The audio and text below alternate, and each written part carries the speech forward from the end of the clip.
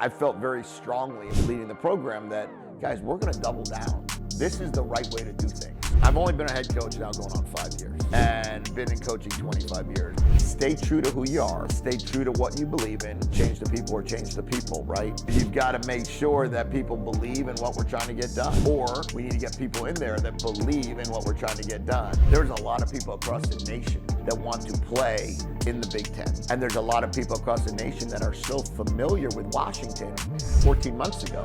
They're playing the national championship against Michigan. It doesn't matter if you're from New Jersey, you're from Florida, or you're from California. You're now walking in with a logo that's saying, hey, we can come there, we want to play there, we want to be a part of it. Our quarterback, I think, is going to be special. And when you look at that group and then where we are in terms of our defensive line, our offensive line, our backers, we're just bigger. We're a big team. We have to play a lot of competitive games. I feel like we're going to play really hard because that's going to be always part of our mentality. You know, the score takes care of itself.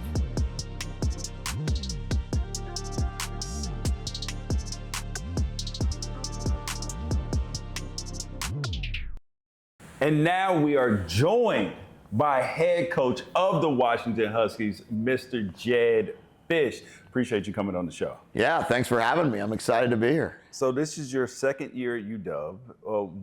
What are things like now that you're acclimated to the city, to the university, everything like that? Yeah, a lot better than year one at this time. I think at this time, a year ago, it might have been, 5 weeks in, I was still, getting hit by shrapnel. Yeah. So it's good to be, it's good to now be a part of something a year deep into being here at Washington. The city's been phenomenal. The donor base, the fan base, the players, these are our guys. Now we're all kind of committed into this thing together.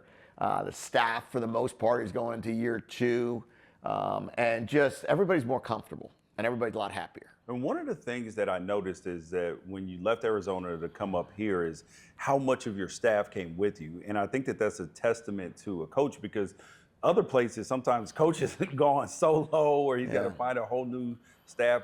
What is it about the relationships that you built with, Scotty Graham, Jimmy Doherty, and the rest of the crew that came with you? Yeah, I mean, we wound up bringing about 24 staff members in our building, and it was like 112 people total when you count their kids. Yeah. And it was, it was something that was really important to me, that the 3 years that we were at Arizona, we felt it was really important to build a family relationship.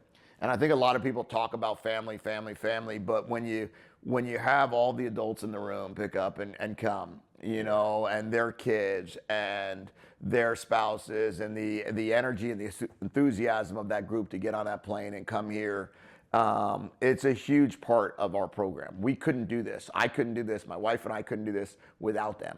And we were able to now have the same offensive staff going in 5 years. Brennan obviously moved on to Vegas. Outside of that, we have about 7 guys that have been together now 5 years. Defensively, Coach Richardson and Coach Kafusi have now been with us 4 years. And then so many of these guys, and from player development to Coach Steptoe to the coaching staff, we're just really fortunate we all do this together. So when you decided to leave Arizona, how much of your assistant coaches was that a move for? Yeah. Well, I've been an assistant coach I've only been a head coach now going on 5 years. Yeah.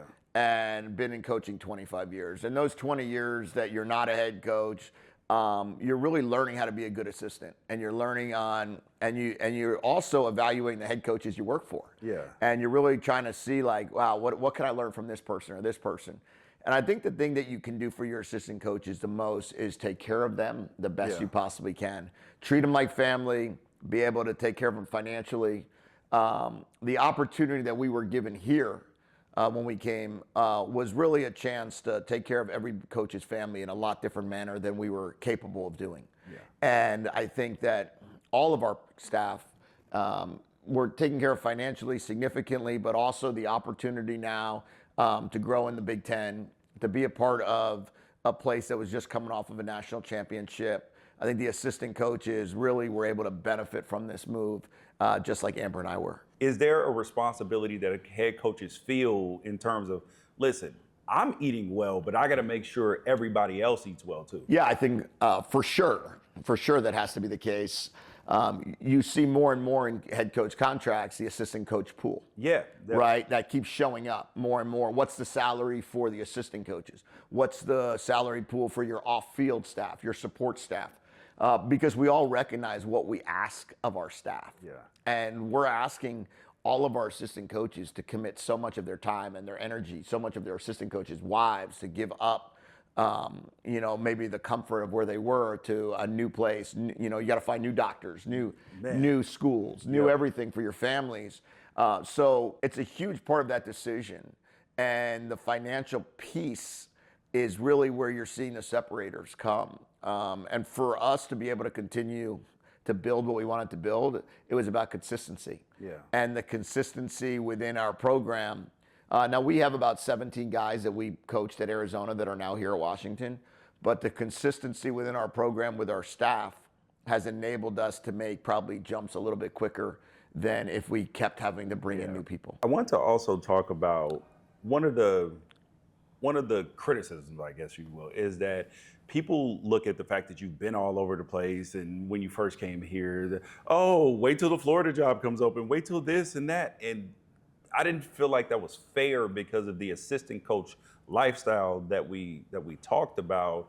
So what makes you want to be at UW and want to stay at UW? Yeah, I think that, sometimes no one wants to hear the whole story or know what actually transpired throughout the years of different moves or why you have to move. And a lot of times as an assistant coach, you have to move because the head coach got let go.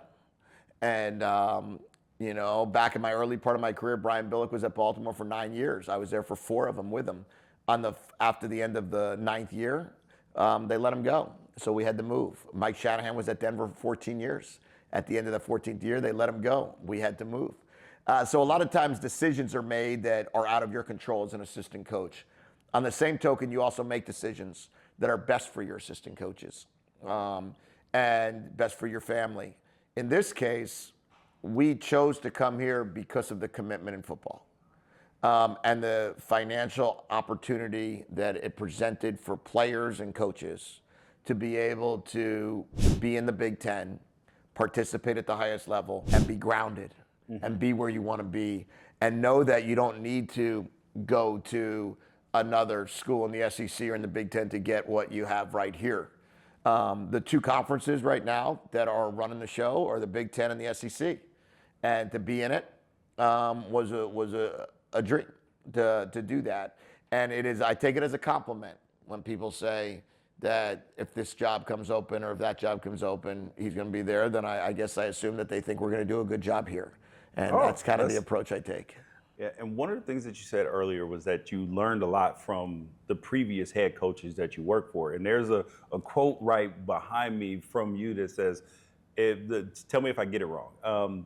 The greatest honor of my life is coaching with some of the greatest coaches in the world. Yeah, pretty good. It says, one of the greatest honors of my life is being able to coach with the greatest coaches on earth. Yeah. And that's exactly, and it really is, right? Like, the fact that I've been able to learn from and coach for these elite coaches. You got Bill Belichick, Sean McVay, you have, who else? Mike Shanahan, Mike. Steve Spurrier, Jim Harbaugh, Brian Billick, guys that have Pete Carroll, right? Guys that have that have won. Like guys that have won Super Bowls and won championships, national championships. I have a great privilege on Friday to be the speaker when Coach Spurrier is getting inducted into the National Quarterback Hall of Fame.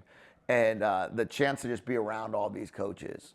I've learned so much from them all. And, at our coaching clinic this year, Mike Shanahan and Sean McVay are both speaking at it and bringing them up to Seattle. And to be able to be around those guys and to see what they did for their assistant coaches. Yeah. And then the type of program that they run. I've tried to emulate a lot of those pieces. And I know Coach Belichick is now doing that at North Carolina. And to be able to have had that relationship with him, work for him, learn from him, bring him into our program this past year in any way he wanted, have Steve here as our defensive coordinator, all of those things are really just huge dreams, gifts, and really honors like I talk about. What was that conversation like when you invited Coach Belichick to come be a part of your program? And what was really the purpose of that? Well, the purpose was plain and simple that the opportunity to have the greatest coach of all time have any affiliation, have any interest, have any ability to mentor was a dream. Now, we had that at Arizona with him. Yeah. Coach Belichick, even when he was the head coach at the Patriots, he came out to Tucson every year, and he was a part of it. With this past year when he was not working as a coach, it gave us an opportunity to maybe reach out a little bit more, ask for a little more help, call on some favors, and see if there were ways that we could continue to learn from him. How does he build the camaraderie in the locker room? What were some of the things that he did in between the strength staff and the medical staff to make that a really strong community? All the different parts of him. So when I called him and I said, hey, once we hired Steve, I said, Coach, this is an opportunity. If you're not going to coach this year, we will have an office for you. We will make it available to you. And if you want to come once, or if you want to come 4 or 5 times, whatever you want to do, we're here for you. And it was great to have him. That's pretty cool. And when you think about him, he's moving over to UNC now with his sons, well, with both of his sons. How do you see that working? Because some people are skeptical. Oh man, he's a college coach. He can't survive in college football. I think the opposite. How do you think that it's going to go? I think he's a coach. I don't think any of us should be tagged as college coaches or pro coaches for the most part. I think that he's a coach and he's the best one that's ever done it. And he's won 8 Super Bowls and participated in 11. And when you do that, maybe 12, how can you question if he's going to be successful? Like, there'd be no doubt in my mind he'll be successful. I think that sometimes we get a little bit wrapped up in putting people in categories. This guy is a college coach. This guy is a pro coach. And we lose the ability to really understand what is coaching. Coaching is teaching. Coaching is getting players to play at their highest level. Coaching is getting assistant coaches to rise and be at their absolute best. Whether you're in college or pro football, the opportunity is really to see, can you get 11 versus 11? Can you get them to play at the highest level, and can you find ways to win?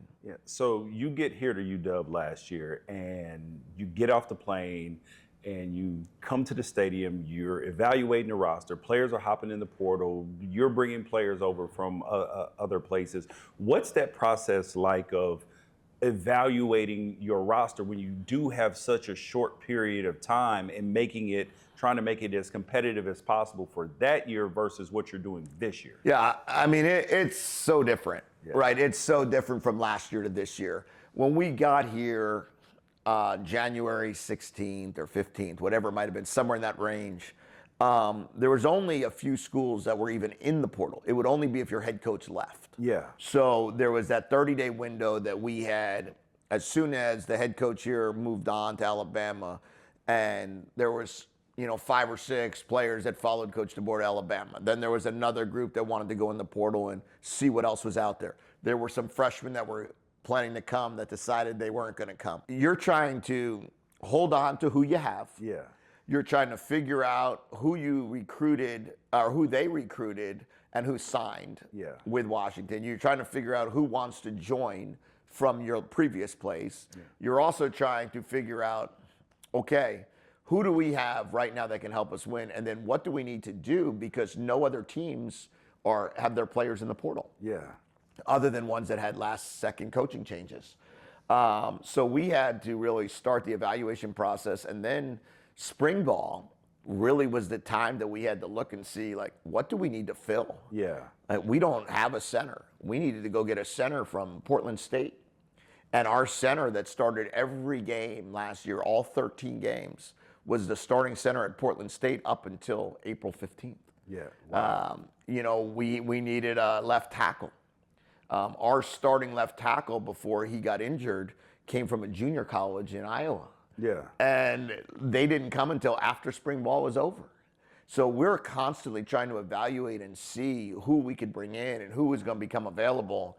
And during that process, is very different than where we are now, where now you've played a year, you've looked at the portal, you had a full, exact fair fight with every other team on trying to get players from the portal. And now we have spring ball where we've got 92 players out rather than 65. Yeah, no, that's a big difference. And what is it? Is it a big difference recruiting with that logo on the polo right now? Yeah, when you get to walk in, and I think it's two logos. I think it's the UW logo and the Big Ten logo. Yeah. You know, when you get to walk in and on one sleeve it has that big logo, and then the other, and then on your chest it has a W. There's a lot of people across the nation that want to play in the Big Ten. Yep. And there's a lot of people across the nation that are so familiar with Washington because 14 months ago, they're playing the national championship against Michigan. So you're seeing that, and you're seeing people recognizing the brand far more than maybe a few years back when it was more regionalized. Yep. And then the fact that this past year we played at Rutgers, we played at Indiana, they had game day there, we had at Iowa, we played Michigan at home.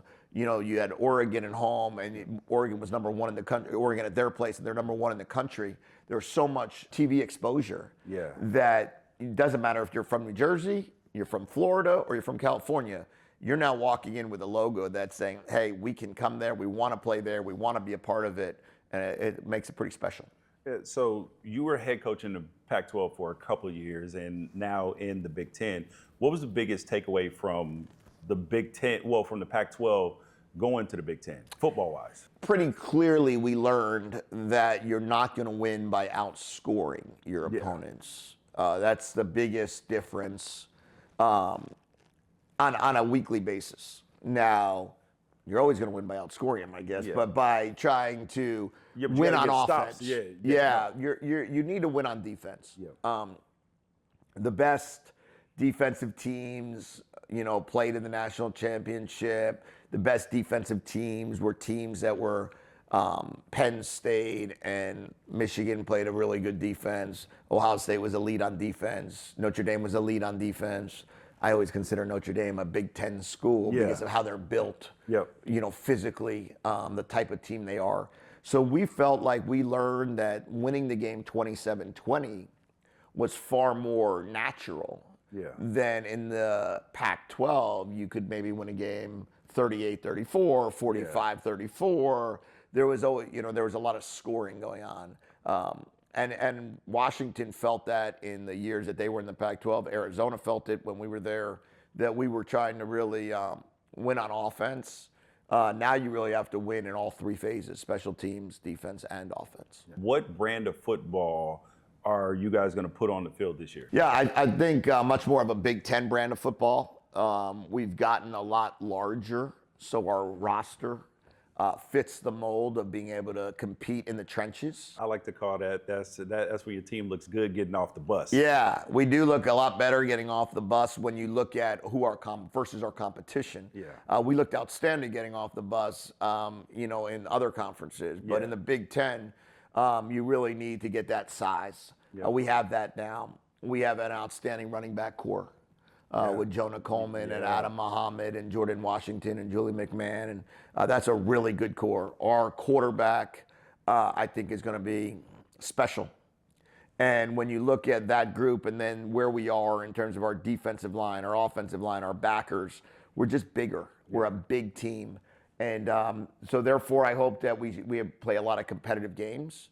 I feel like we're going to play really hard because that's going to be always part of our mentality.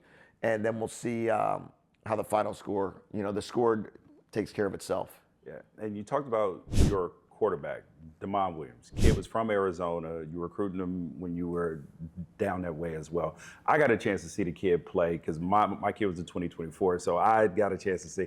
I was always impressed by him, and I saw two particular games where he was playing, both games where he played against another very highly ranked kid down that way, and I came away so impressed with him.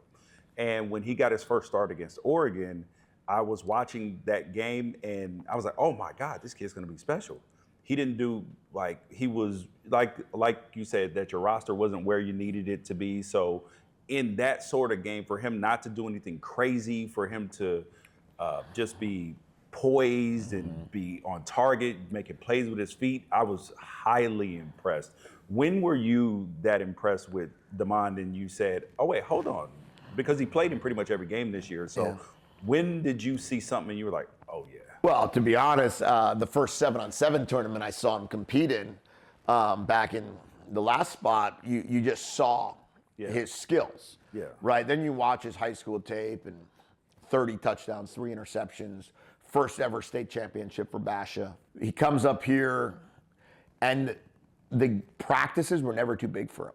Yeah. Even though it was his first ever practice in a college stadium or in a college field, and he's going against a defense that were just competing for a national championship, and he's the new freshman that hasn't even turned 18 yet. Yeah.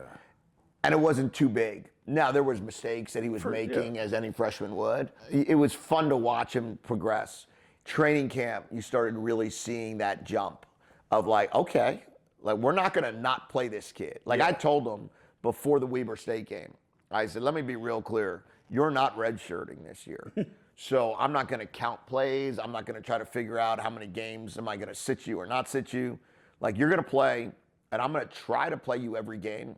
And then we'll see if there's ever a time that you're going to play more than that, but I'm going to always try to play you every game. He went in and he had some moments. You know, he had a welcome to college football moment against Eastern Michigan and put the ball on the ground. Yep.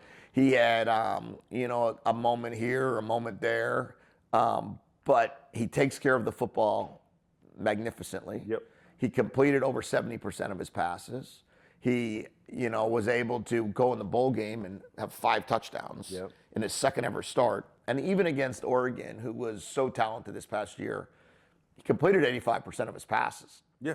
And didn't throw a pick. Now, what he did do is he held onto the ball too long, and their defensive front did a magnificent job of, you know, kind of swarming him and sacking him. But as a decision maker, his maturity kept growing. And now he's sitting here close to 200 pounds, and the kid's growing into something special. Yeah, and he's one of those kids where you had Noah Fafita now Damond, and they both kind of fall into the short king category. So, and I look at Damond and I'm like, if he were two inches taller, like he's probably a 5-star coming out of high school.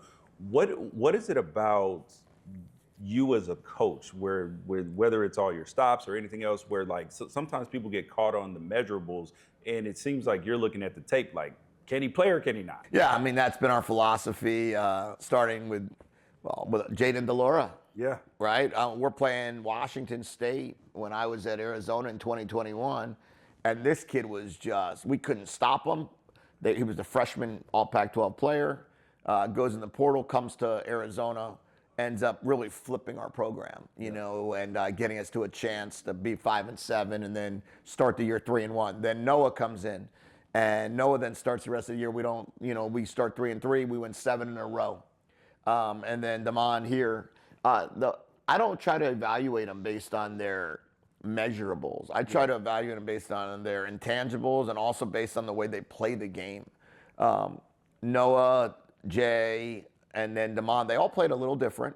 You know, Damond's certainly the fastest and, you know, the elusiveness of the dual threat. Noah's really a pocket passer at his height, which is incredible. Yeah. And then Jaden's kind of a combo. But when you look at him, it's, can they move the ball? Like, why are we getting caught up? You know, I remember Pete Carroll one time said, like, the job of the coach is to get the offense to move the ball, not to decide. Yeah. Not to decide whether or not this person fits or not. Yeah. Like, if you could move the ball with any of these guys, move the ball with them. And Damond certainly proved that he is going to be one of those guys that can move the ball when he goes out there. And he did it against everybody we played. And I'm really excited to see what he can do with the full offseason as a starter. Yeah, I want to talk a little bit about program building, right? Because you took over a program that was not very good. In terms of record-wise, they hadn't put up a good record, and then you were able to build there. What is the difference between, you know, inheriting a better situation like you inherited here? Like, how do you build a program? Like, what are the the tenets of building a program versus taking over a program that could be, already winning 10, 12 games a year? Yeah, the biggest thing is, you look at Arizona when we got there, and they only won 10 games 3 times in 100 years. And we were the 4th team to do that in our 3rd year. When we did that, we felt like we had to stay true to our beliefs, true to our principles, come in with a philosophy, and not deviate because you were always searching for the next best thing. You can't start 0-2 in year 1 and feel like, oh no, my values aren't working. I need to come up with new values. Yeah. Oh no, now we're 0-4. The standards aren't right. We got to have new standards. Then we're 0-7, and it's like, oh, our practice habits are bad. Or you start coming up with these things to change, and you're like, wait a second, we're not going to change this. For 22 years, I collected information to be able to put a program in place. It's now time to put the program in place. We're going to have to live with, the fact that we went 1-11 with that program. And now the big thing was you either decide in the offseason, am I going to change it or double down? Yeah. And I felt very strongly as leading the program that, guys, we're going to double down. This is the right way to do things. Yeah. And we're going to continue to hold players accountable, and we're going to continue to run the program the way we like to run it. And with that, we're going to see if it's going to work. And we 5x'd our win total. We went from 1 win to 5 wins, and then from 5 wins to 10 wins in the 2 years. And we really felt like what did it was consistency. Yeah. Stay true to who you are, stay true to what you believe in, and then, make the adjustments on personnel, make your adjustments. They always say change the people or change the people, right?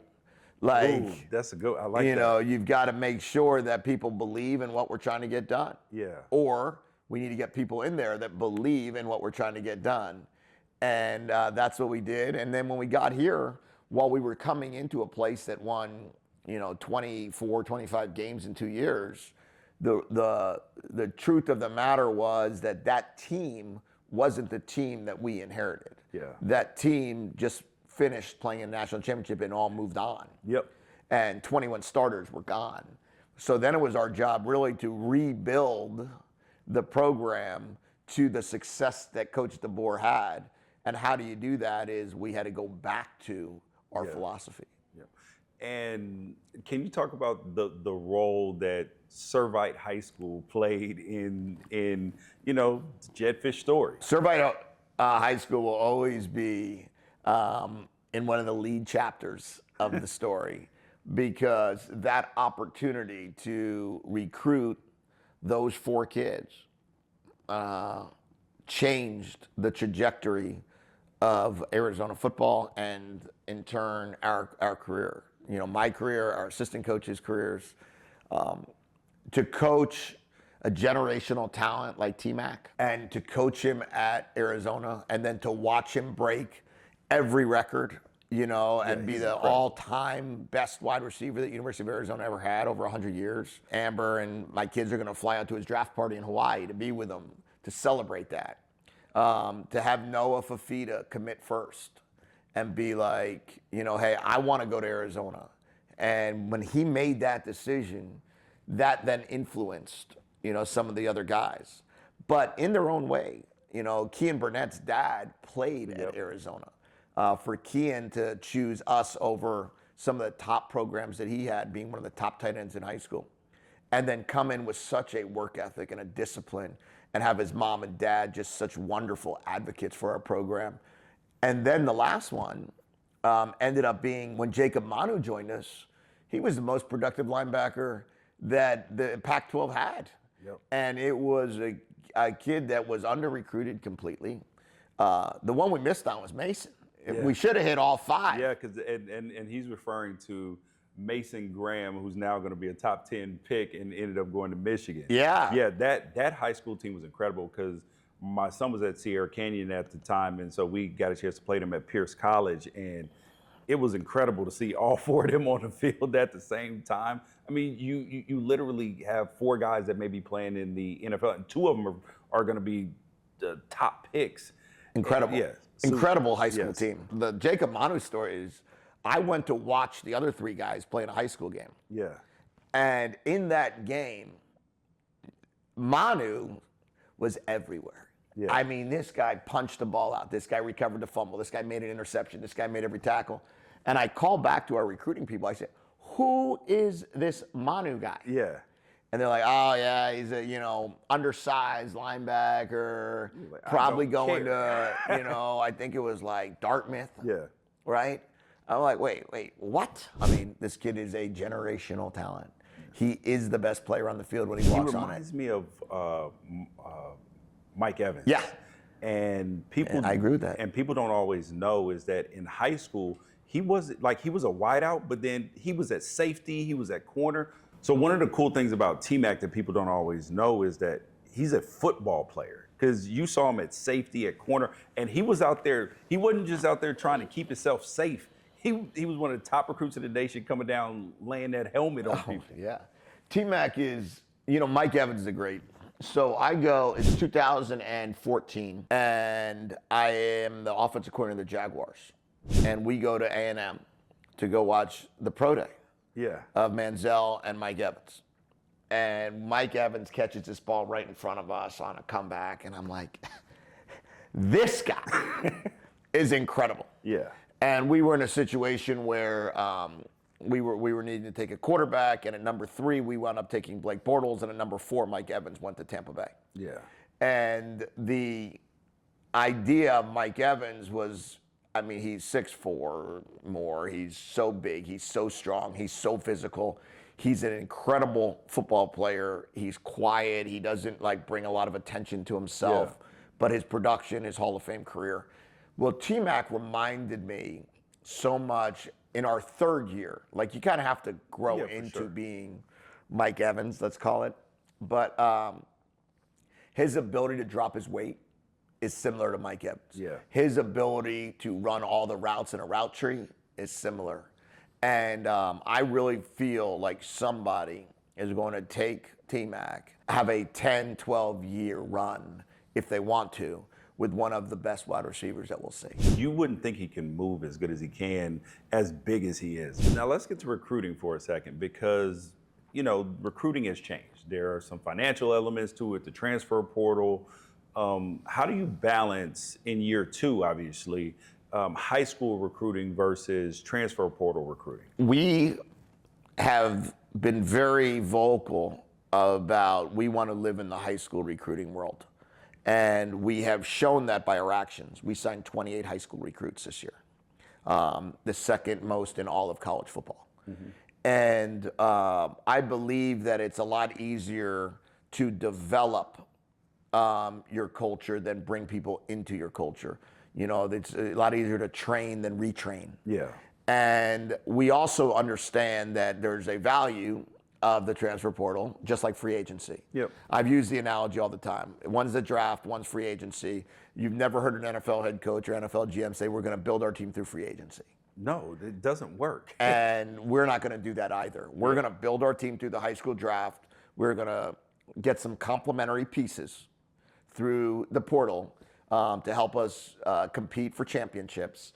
But in the end, the ultimate goal here is to make sure that we can bring in a high school kid, we can get them graduated, we can get them in our program for a long period of time, and we would like to play with the 4th and 5th year players rather than players that just got here and then 6 months later, they're leaving. And part of that is to keep players, player retention. There is a financial component to it. Can you talk about the Montlake Futures and what they have meant to your roster building and what they will continue to mean even after this new NIL, new house settlement goes on? When you look at Montlake Futures, when you look at collectives in general, there's a lot of different approaches. There's a lot of teams that have more money. There's a lot of teams that have less money. There's certainly, we saw what a lot of money invested in your team, some of those rosters. And we saw how that also pays dividends. Yep. It pays dividends in applications. It pays dividends in donations. It pays dividends in wins. Yep. So there's a lot of value to put a lot of money into your team. There's no doubt about it. I feel that right now we need to double down with the opportunity to use a collective and the revenue share as much as we possibly can, because right now this is a time that you're in an unregulated, uncapped year. Yep. Once you get past that and you go more to a regulated year, then it becomes what's going to be the role? What's going to be the responsibility of the collective? Is that collective going to be a marketing arm, or is that collective going to be an agency, or is that collective going to be a fundraising arm? And you're going to probably, each school will take a different approach on how they want to handle it. But in the end, those are critical to your success. And we are in a time, and it's not changing, that you're going to have to be able to come up with dollars that are going to help subsidize your program outside of revenue share that are going to give the best opportunity for success. And Montlake Futures is going to have to continue to do that and thrive in that environment. And our community loves winners, like everyone does. And with winning comes a big investment. And that investment is going to come from the university side, but it's also going to come from the donor side. And I wanted you to get a chance to talk about the Washington fans, right? Because I believe that there are a few very special places in college football. I got a chance to play at the University of Oregon, which is a special environment. But even people at Oregon who this is their biggest rival and Washington's their biggest rival, there's an appreciation for how good the fans are here and how ruckus it is here. Can you talk about the UW fans and that experience when you were with the logo on versus coming in, or even, coming in here as a visitor? Yeah, well, so I never won here as a visitor. And I was very nervous about being the home head coach and not ever winning here. I'm like, I hope it's not me. And we wound up winning all of our home games. We're on a 20-game home win streak. Second to Georgia. We have a chance next year. We open the season with 2 home games, so we have a chance to continue, if we do things well, to continue winning at home. Our fans are incredible. You don't win 20 games at home without an incredible sold-out crowd that know how to win as a fan. Like, fans know how to win, or fans know how to cheer. They know how to party. You have to decide which fans we have. We have the fans that know how to win. They show up with a purpose. They understand what third down defense means. They understand when to get loud. They understand what type of enthusiasm they bring and how they can get under the skin of the opponent. They understand all those things. And I think we have the best fans. It's different when you fly out here. It's also the most beautiful place when the sun is shining. Oh, this is incredible, dude. And when we played Northwestern to open up the Big Ten, and it was 72 and sunny, and there was boat after boat after boat pulling up to come to the stadium. When we played Michigan, and it was 68 and sunny, and they were all coming in, and the dog walk was happening, and there were thousands of people lined up. I mean, if you can't be excited for that, you just don't have a heart, I think. I think the energy, the enthusiasm, the love of football here in Seattle, the Pacific Northwest, it's awesome. One of the things that you've talked about is the calendar, right? The college football calendar is something that is a problem. I think that everybody recognizes that it's a problem. When I've had a chance to talk to other coaches, the resounding, sentiment was move the calendar back. Like the way the games are over by New Year's Day. And you had some thoughts about when the transfer portal should be. Instead of having 2 windows, one. Do you still stand by that, and can you elaborate on that now? Oh, yeah, I definitely stand by it. I think that I've said this numerous times, that the NFL does things better than every other league. They always have. I think that they are tried and true. And if we can do our best job of replicating the NFL year, the NFL calendar, I think it gives all of our teams, all of our coaches, all of our players the best opportunity for academic and athletic success. I think that transferring in the middle of the year, the academic year, is a very unique thing to athletics. You don't see a lot of normal student athletes transfer in January. No. The statistics show far more transfers occur at the end of the school year. I believe we should give our student athletes that same opportunity. I think that what we want to do is we want to allow the January, if we move it up a week, great. If we play into mid-January with the same team, without the distraction of the portal, we're going to have better football games.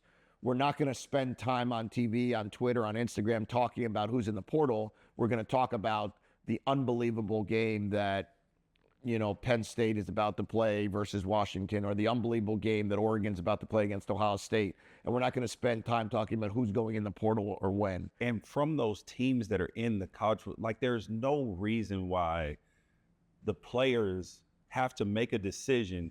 Am I going to give up the opportunity that I put in all this blood, sweat, and tears for the entire year to get a new opportunity and then forfeit the chance to win a national championship? It feels bad for the coach. It feels bad for the players. It feels bad for the university.